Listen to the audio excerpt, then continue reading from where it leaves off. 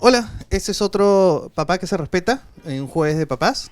Estamos acá, hoy día nos acompaña Renato Cisneros a propósito de la publicación de su libro que se va a presentar Renato, El domingo. El domingo. El domingo 28. A las... Quienes no tengan planes de fiestas patrias o quizá quienes tienen como plan ir a la Feria del Libro, a las 5 de la tarde en la Sala Blanca Varela. Monstruo. ¿A qué hora? 5. 5 de la tarde. 5.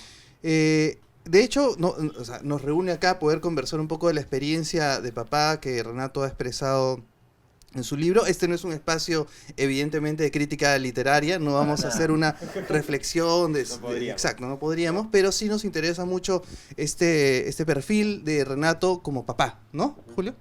Sí, bueno, bienvenido Renato Gracias, a este espacio, Julio. a este humilde espacio. Y en principio, como bueno, nosotros, Luis Felipe y yo, hemos leído el libro, pero no queremos spoilear, como se dice ahora, a nadie.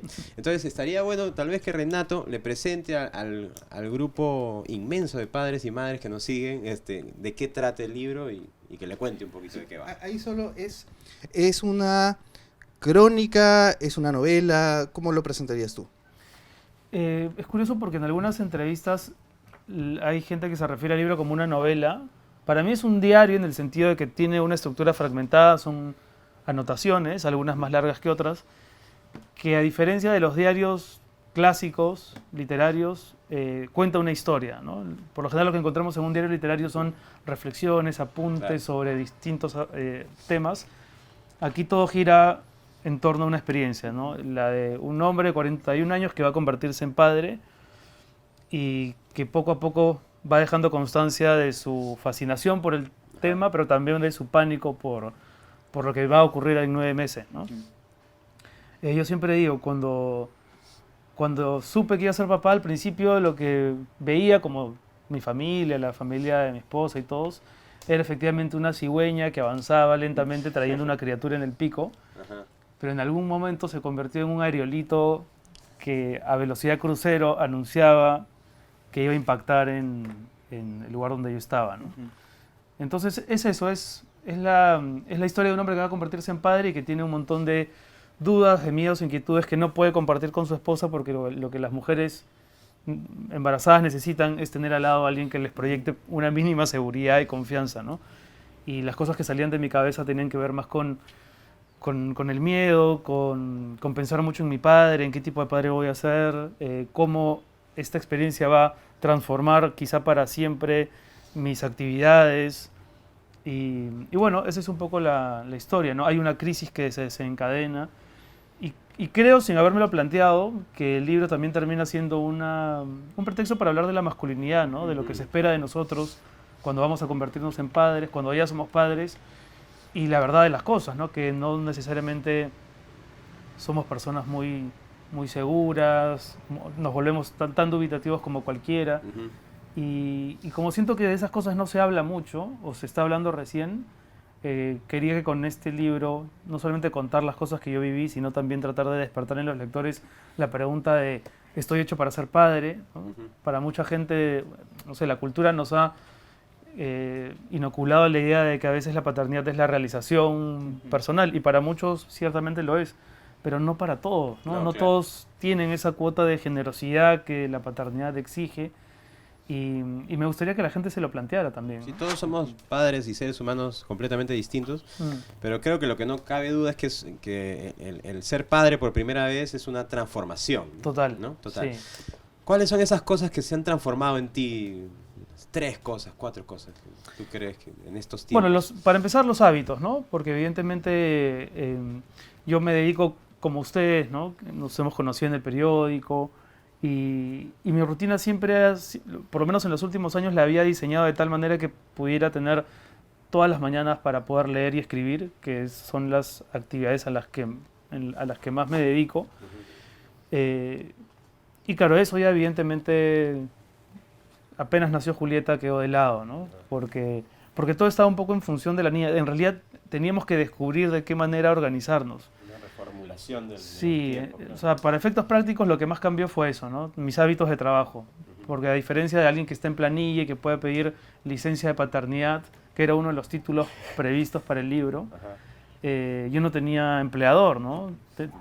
Tengo y mantengo un vínculo con RPP, pero era otro tipo de relación. Entonces eso, reorganizar mi horario de trabajo, eso por un lado, hubo una influencia directa en eso.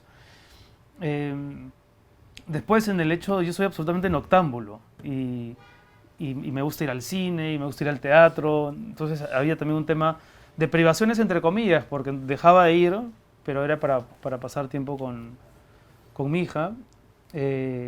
¿Y qué otra cosa más cambió? Lo que pasa es que lo que cambia ocurre más en la cabeza, ¿no? Yo creo que nunca en mi vida había sentido miedo como cuando nació Julieta y empezó a existir y era de una fragilidad tal, ¿no? Y lo sigue siendo, va a cumplir 2 años.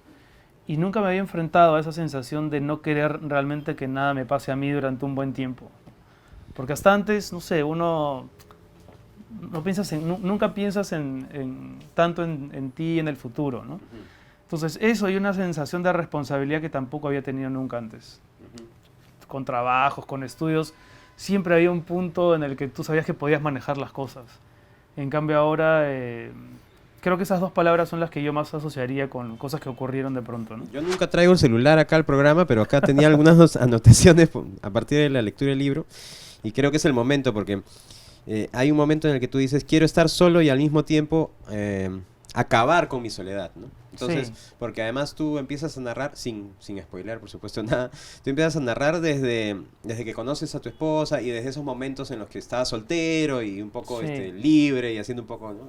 Desmadre por ahí, pero esa transformación también es importante, ¿no? Y genera mucho pensamiento al respecto y mucha sensibilidad también, ¿no? Sí, cuando uno se convierte en padre, creo, no, o sea, no podría tampoco trasladar mi experiencia a todos, pero quizá lo hayan sentido, uno deja de ser hijo también, ¿no? O sea, hay un cambio drástico en la conciencia de uno. Y creo que en algún momento del libro digo eso, yo no podría haberme convertido en padre si antes no hubiese escrito el libro sobre mi padre, por ejemplo, que era una forma de alejarme de ese rol.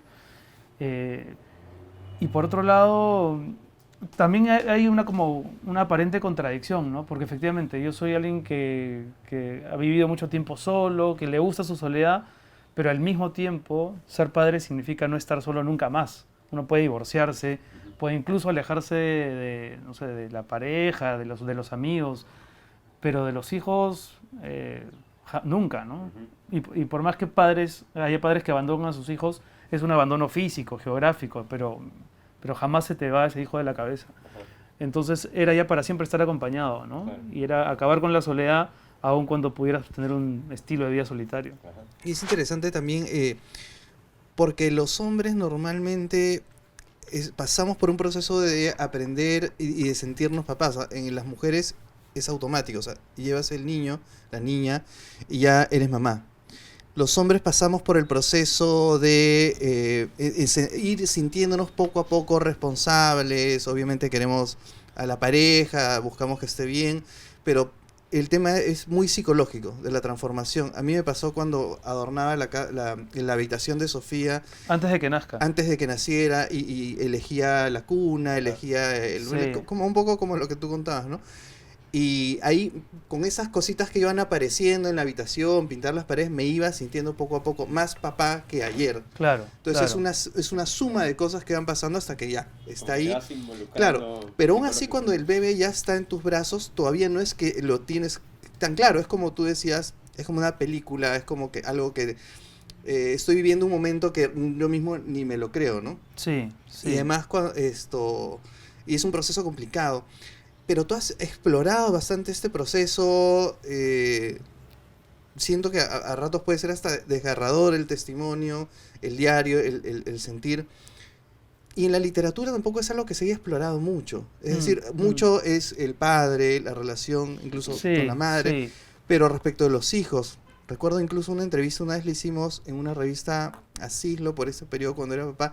Él siempre hablaba de la situación del Perú o de el arte, pero en un momento en una revista sobre papás exploramos su lado paterno y él decía, bueno, esas cosas las veía Blanca. ¿Y qué cosas? El tema del pañal, el día a día, Claro, ¿no? Él claro. estaba más en el mundo Es bien artístico. interesante porque yo siento que, por ejemplo, nuestra generación, los papás de nuestra generación han tenido modelos paternos totalmente distintos y divorciados de, por ejemplo, una conversación como esta, ¿no? Sí. Eran hombres de su tiempo, que quizá tenían otras responsabilidades sociales, económicas, tenían que sacar adelante un país, ¿no? Cada uno desde su lugar, Claro. y legaban a las mujeres, a las mamás, todo lo que tuviera que ver con la sentimentalidad y las urgencias domésticas.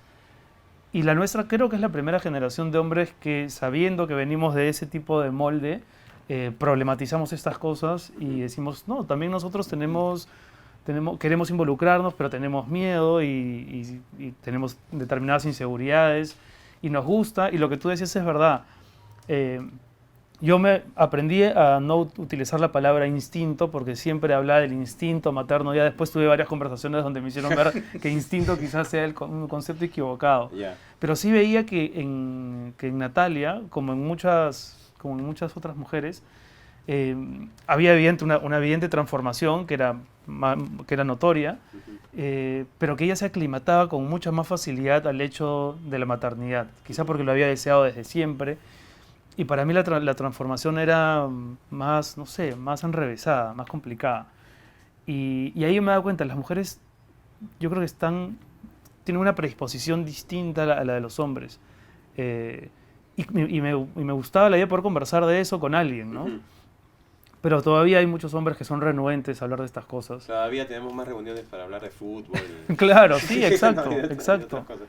Sí. Eh, Yo siento de que, no sé, tal vez en líneas muy generales, tal vez nuestros abuelos eran mucho más así, ¿no? El típico padre que llegaba y decía, no, acá tal cosa, eso está mal, castigado, así se hacen las cosas. Y luego hemos tenido como una generación de padres muy ausentes, y luego estamos nosotros que somos hipersensibles, Sí. ¿no? Y además pensamos muchísimo en todo este rol y en lo que está bien, y por supuesto que fallamos un montón. Y eso nos genera culpa, que es algo que mencionas acá también. ¿Cómo es ese manejo de la culpa ya, Julieta, teniendo ya casi 2 años? Sí, ¿no? sí. ¿Cómo ha ido ese proceso, digamos? Justo hace poco tuve una conversación con Natalia respecto de esto que tocas decir, de fallar. Porque creo que en una parte del libro yo digo que fallar es un verbo inherente a la actividad humana y que cuando uno es padre probablemente falla mucho más de lo que acierta.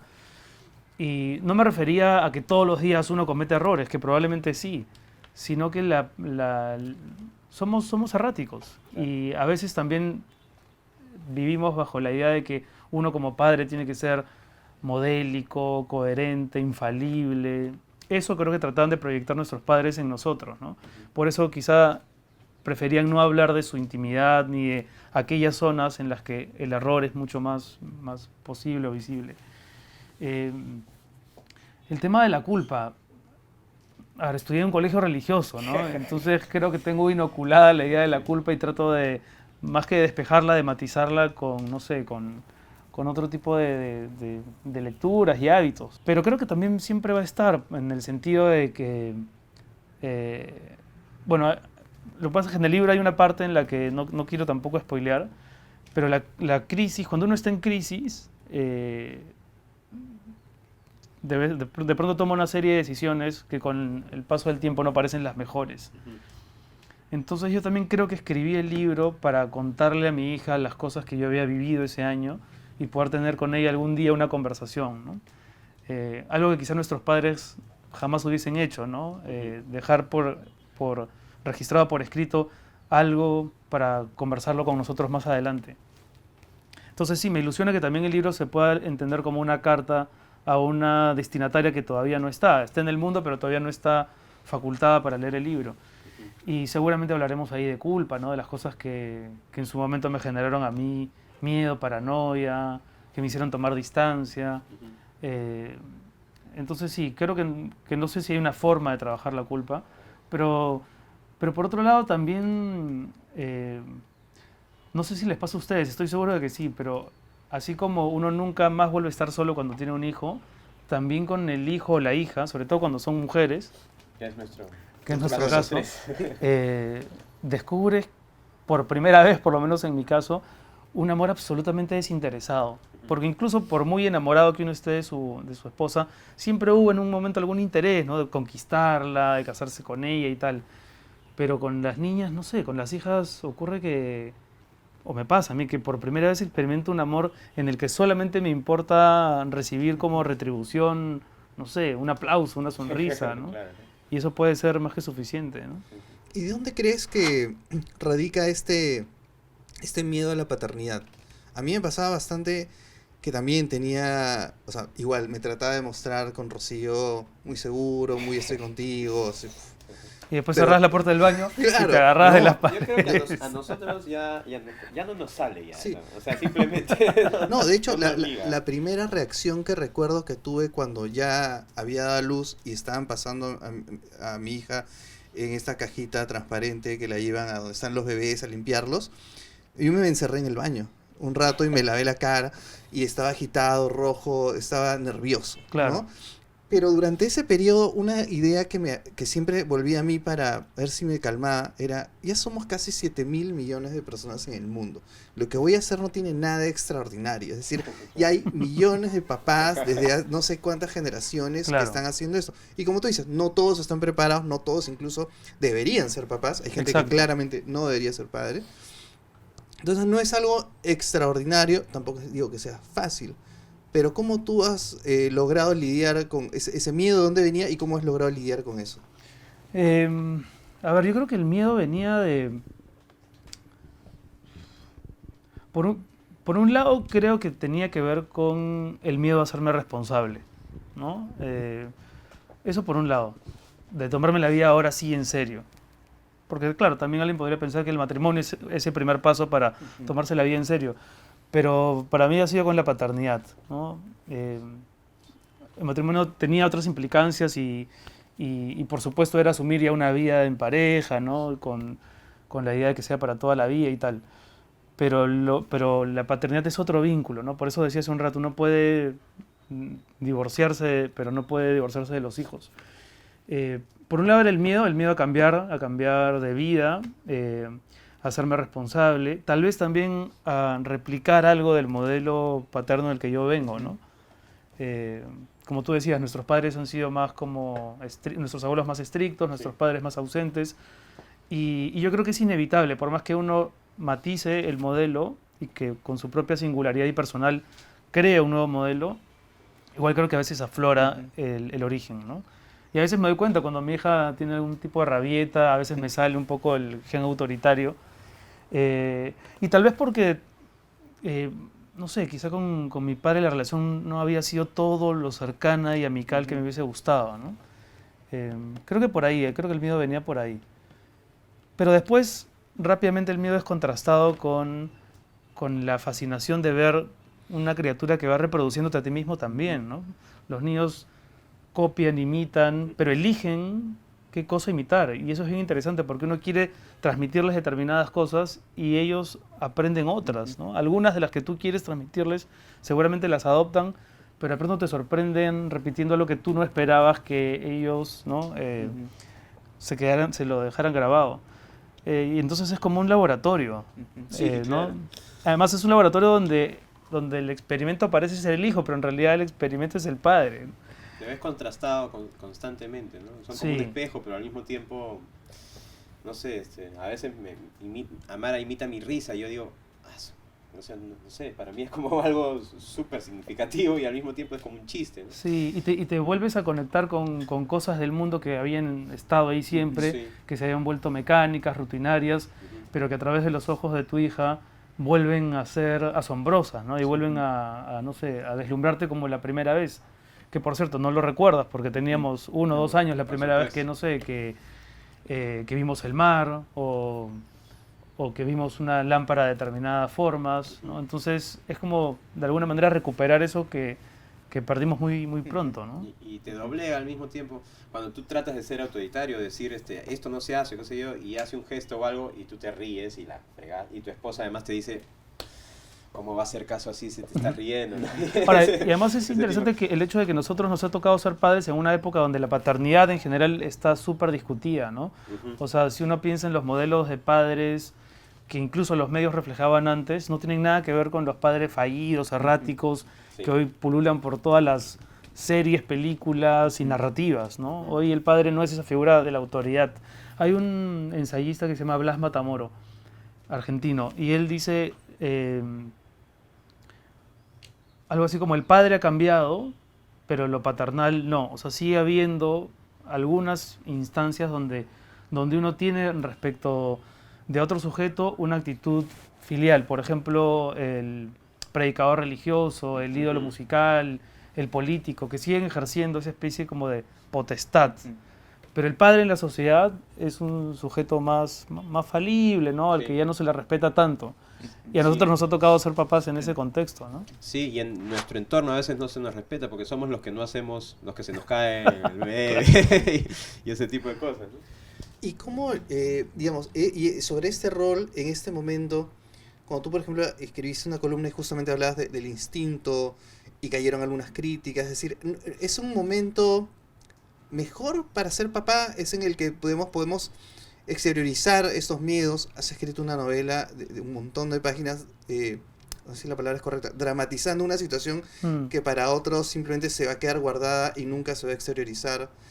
Es un momento mejor para ser papá este en el que nos ha tocado vivir, en el que incluso estamos más en el ojo de la crítica, por así decirlo, saber si usamos las palabras correctas. A veces me pasa, yo le digo a mi esposo: oye, te ayudo a lavar los platos. Y Claro. yo, otra Claro, vez, claro. ayudo. Pero sí, Claro, porque, oye, sí. o sea, estamos más, incluso nosotros mismos, de lo que decimos y hacemos, observados por nosotros mismos, incluso por esta sociedad. ¿Cómo ves este momento en el que nos toca ser papás? Es un momento de transición, un momento muy peculiar, donde efectivamente tenemos que estar revisando permanente y fiscalizándonos a nosotros mismos en materia de nuestra relación con las mujeres, hasta en el tema del humor, ¿no?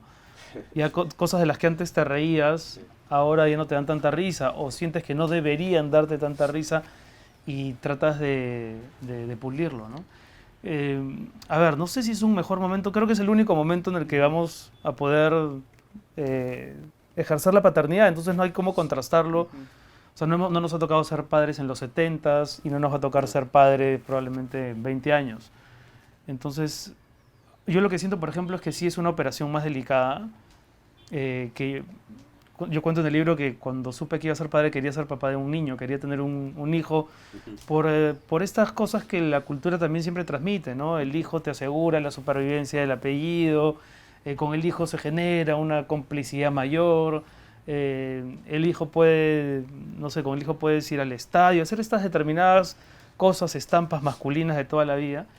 Y lo mejor que me ha podido ocurrir es tener una hija, ¿no? Es más, yo no sé si vuelvo a ser papá otra vez, pero si vuelvo a tener un hijo, espero que sea mujer, no hombre, de verdad. Pero claro, eso también me obliga a ser mucho más cuidadoso respecto de todo lo que transmito, porque efectivamente sí quiero que mi hija crezca en un entorno en el que la igualdad no sea una conquista que lograr, sino una realidad ya mucho más tangible, ¿no? Y mira, sobre eso hay dos cositas que creo que van sobre lo que estás hablando, ¿no?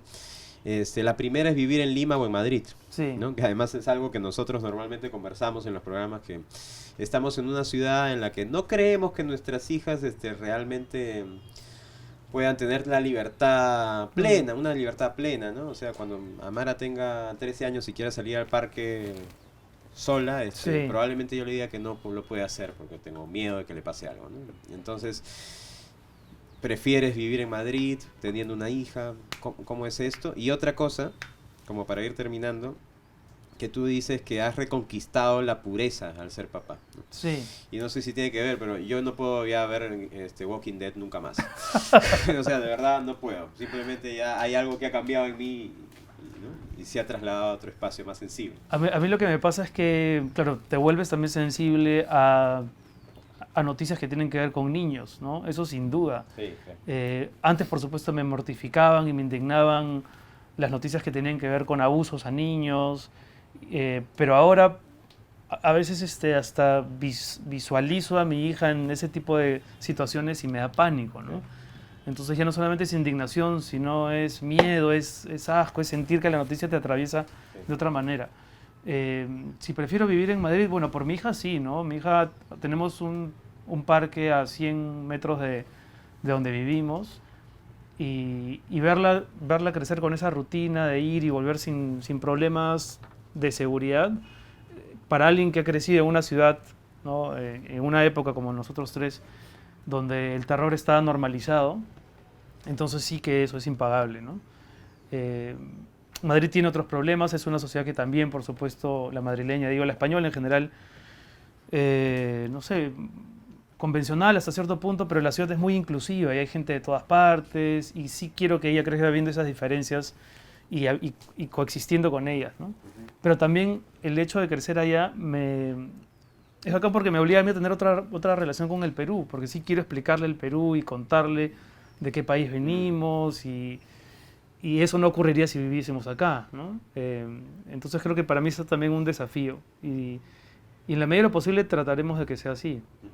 Dependerá de otros factores, pero sí, yo la veo crecer allá con una seguridad que yo no tenía de niño, ¿no? O si la tenía, pero por otras razones. Pues yo vivía en una burbuja cuando el país estaba en un proceso de violencia muy fuerte, que de alguna manera también se colaba, digamos, en la intimidad familiar, ¿no? Porque eso es inevitable. Yo creo que siempre las grandes dinámicas de los países de alguna manera determinan también cómo las personas se comportan en sus casas y en su día a día. Sí. Entonces sí, me importa que viva en un ambiente seguro, ¿no? Y haré todo lo que sea por lograrlo, ¿no? Y Renato, ¿y cómo se transforma el tema de la persona a nivel de la literatura, ¿no? O sea, la literatura en sí, ser escritor, es un acto romántico, esto de alguna manera, pues como tú decías, esto te da el tiempo de ir a teatros, al cine, de vivir ese poder crear, ¿no? Y además estabas en un espacio en el que podías desarrollar la literatura a las horas que más se te acomodaban. ¿Y cómo es eso contrasta con la cotidianidad de ser papá, el tema de la limpieza cuando come, o sea, ya el día a día? Y cómo se cuela eso también en lo que saldrá más adelante, porque de alguna manera, pues ahora, como tú decías, nos autofiscalizamos, y no sé si eso también en algún momento pueda trasladarse a lo que escribes pensando, lo va a leer mi hija. ¿Cómo manejas eso? ¿Cómo has pensado que va a pasar eso? Es un buen tema ese porque, claro, se supone que cuando uno escribe no debería pensar en nadie, ¿no? No me ha pasado todavía que me he ahorrado algo por pensar que va a pensar mi hija de mí. Eso felizmente no me ha ocurrido. Lo que sí me ha ocurrido es que lo deben haber vivido, ¿no? Cuando te conviertes en papá hay un montón de cosas que te parecían súper importantes que bajan de categoría, claro. O sea, que pierden su importancia. Totalmente. Que en verdad te parecen de pronto tan, no sé, tan mundanas y tan propias de quien eras tú antes, ¿no? Entonces dejas de ser egoísta y lo bacán es que es espontáneo, no es automático, no es que lo piensas. A mí me pasa que no sé, entro a una tienda y pienso mucho más, ¿no? En qué cosas quisiera comprarle a mi hija que para mí. Entonces una cosa que sí ha ocurrido es que me importa menos lo que vayan a decir de mí, ¿no? Las críticas me importan, por supuesto, no me importa que los libros se lean y se compartan y se recomienden, pero ya no estoy mi estado de ánimo ya no está tan supeditado a eso, ¿no? Mi hija, que es bien parlanchina para la edad que tiene, siempre le hago una serie de preguntas y una de las preguntas es ¿cómo se llama tu mamá? ¿No? Tal. ¿Dónde trabaja? En el hospital. Porque ella es doctora. ¿Cómo se llama tu papá? Renato. ¿Y dónde trabaja? En la casa. Porque él es escritor. Y cuando ella lo dice, es que me lo creo. O sea, no me importa si lo dice el crítico de tal diario, no me importa si lo dice, no sé, la comunidad de lectores, qué sé yo. Cuando mi hija dice que soy escritor, siento que soy escritor de verdad. ¿Sí? Y después tú hablabas de cómo de lo de la recuperación de la pureza, la vuelta a la inocencia. Me ha pasado, no sé si a ustedes, que estás con la niña viendo de pronto un capítulo de Pepa, con la intención de que de entretenerse y que se duerma. Y de pronto efectivamente se duerme, pero yo sigo viendo el capítulo porque ya no puedo sustraerme y vuelvo a enamorarme de los dibujos animados, ¿no? A pesar de que ya el objetivo está cumplido. O al revés, que le empiezo a cantar para que se duerma y me duermo yo, ¿no? Claro, te involucras en su entorno, en lo que ella... Sí. Una nutricionista infantil, se lo comentaba a Luis Felipe al principio, nos decía, bueno, si tienen problemas con la forma en la que ella come, compren una mesita como esta, bajita, y coman los tres lo mismo, ¿no? Y que no tengan miedo de que se ensucie y se manche. Yo era para esas cosas absolutamente maniático de la limpieza. Sí. Y me mortificaba cuando mi hija de pronto tiraba, no sé, las lentejas. Y en cambio no sabía que esa es parte de la relación que los niños tienen que tener con la comida, ¿no? Entonces sí, algunas cosas cambian y tu mirada del entorno, dejas de ser tan obsesivo con el orden, por ejemplo, ¿no? O por lo menos esa es mi coartada. Y me acostumbro un poco a que todo sea ya más un mundo más suyo que nuestro. Es como que va devorándote también, ¿no? Con cada juguete y cosas que van llegando a la casa, tu mundo, digamos, se va como arrinconando un poco. Se va arrinconando, sí, o Sí. se va yendo a una caja. Sí. Tú hablabas de los, no juguetes, sino de las figuras de acción que tienes, ¿no? Que tienes como 800 por ahí que están. Y la gran mayoría están Y en casa de mi vinilos y madre, en un CDs sótano, también, ¿no? sí, pues, pero es que Sí. es otra... Claro, es como, Sí. digamos, son objetos que siguen teniendo que ver contigo o con quién eras tú antes, y para mí son como un recordatorio de la vida que antes tenía. Ujú. Pero sí me gustaría restaurar también, por ejemplo... O involucrarla. Exacto, Claro. sí. Ahora, sí me daría un poco de miedo. Bueno, mi hija ¿Cómo ya hacen tiene casi usted- 3 años. ¿Cómo hacen y ustedes con sus ayer- bibliotecas y sus, no sé, sus Mira, sus no objetos? sé por qué Amar ha sido súper respetuosa, probablemente porque me ha visto alguna mirada, alguna cosa. Pero ayer saqué mis CDs están en una caja y los empecé a sacar porque estaba buscando uno, y empezó a hacer casitas con los CDs y me di cuenta de que no iba a pasar nada, está todo bien y chévere ese involucramiento, ¿no? Pero bueno, Yo tengo unos Rolling Stones de yeso en Ya. Madrid y un día mi hija tiró a Mick Jagger y se rompió, ¿no? La pierna de Mick Jagger, y yo entré como en pánico y después me di cuenta que era una reacción absolutamente infantil, ¿no? probablemente Claro. del pasado. como- Porque me enojé y dije, no puede ser, y justo, ¿por qué no tiraste al baterista, no? A No, Charlie Mick Watts, Jagger, claro, ¿no? Que Charlie está Watts. viejo, mucho más. Bueno, muchas gracias, Renato, por estar acá. No, a Prepárate ustedes. porque te voy a hacer la pregunta. No sé qué vas a responder. Que ¿A ustedes esto, ¿no? se hacen preguntas? Al final Ya. le hago una pregunta. Ahora, felizmente, le ha tocado a Luis Felipe responder. Que es: papá que se respeta. Papá que se respeta, creo que llega a... Es bonito que llegue a un acto de autorreflexión desgarradora si es necesario para encontrar cómo debe ser ese papá que quiere ser. Mm, Creo que lo que me deja haber leído el libro y por acá conversar con Renato es que uno, si no hace ese ejercicio de explorar qué sientes, de llevarlo hasta el límite si se necesita, no vas a lograr, creo, de repente me equivoco, esa relación que esperas que se dé con tus hijos, ¿no? mm. Y creo que eso es lo que uno va a encontrar en este libro, que de hecho es muy recomendable para los que tienen hijos pequeños, van a ser papás, o quieren recordar cómo era el momento en el que se construyeron como papás antes de que nacieran sus hijos, es muy recomendable. De verdad, no hay, creo que pocos escritores han sido tan honestos para hablar de este momento, este periodo, y creo que es súper recomendable. Bueno, gracias por eso, gracias por eso. De hecho, creo que como hijos, no sé, creo que hablo por los tres, nosotros hemos padecido o al menos vivido el hermetismo de nuestros padres. Ujú. Y yo veo que hoy muchos papás a sus hijas les toman fotos todo el día y las filman todo el día, casi como en una Compulsión. sobreproducción, ¿no?, audiovisual de su infancia. Sí.